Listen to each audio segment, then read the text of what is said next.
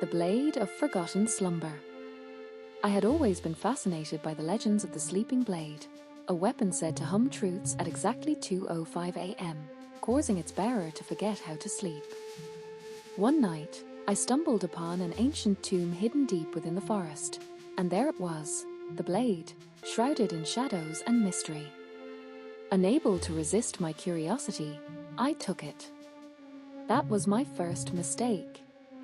As I stood before the tomb's entrance, a chill ran down my spine. The air seemed to thicken with an otherworldly presence, as if the forest itself was warning me away from the blade. But I pressed on, driven by a morbid curiosity. The blade felt cold and heavy in my hand as I left the tomb.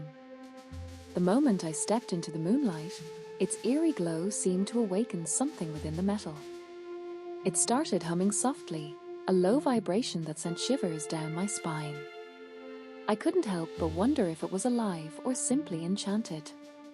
As days turned into weeks, I began to notice changes in myself. My once vivid dreams became a distant memory, replaced by restless nights filled with nightmares and strange visions. The blade seemed to feed on my sleep, growing stronger with each passing day. One evening, as I sat alone in the dimly lit room, the blade's hum grew louder, almost like a siren call. It was then that I realized it was speaking to me. In hushed whispers, it revealed secrets of the past and prophesies of the future. But at what cost? I had become a prisoner of my own curiosity, bound by the blade's insidious power. My life became a never-ending cycle of sleepless nights and haunting revelations. As I sat in silence, listening to the blade's whispers, I couldn't help but think about those who had come before me. Had they too fallen prey to its enchantment? And what of those who still might be trapped? I thought back to my childhood stories, tales of ancient civilizations and forgotten lore. The sleeping blade was said to have been forged in a time long past, when the world was young and magic was real. The blade's whispers grew louder, more urgent, as if it sensed my doubts. It spoke of an ancient people, one that had wielded its power for their own gain. They had used it to bend reality to their will, to manipulate the very fabric of time itself. I felt a shiver run down my spine as I listened to the blade's words. Was this true? Or was it just another lie, another manipulation? But deep down, I knew that I had to find out. I had to uncover the truth behind the sleeping blade and its ancient past. The solution came to me in a dream, or rather, a nightmare.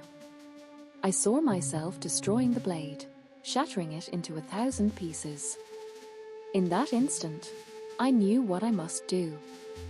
With trembling hands, I took the blade and smashed it against the ground, watching as it shattered into countless fragments. The hum stopped abruptly, and for the first time in weeks, I felt a sense of peace wash over me. I had been freed from its grasp. As I lay down to sleep that night, I couldn't help but wonder how many others had fallen prey to the sleeping blade's enchantment. It was then that I made a promise, to seek out and destroy any remnants of the blade that might still exist, lest they fall into the wrong hands again. I knew it wouldn't be an easy task. The blade's power was vast, its reach far-reaching.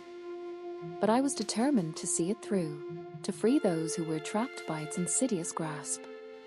And so, with a newfound sense of purpose, I set out into the unknown, ready to face whatever lay ahead.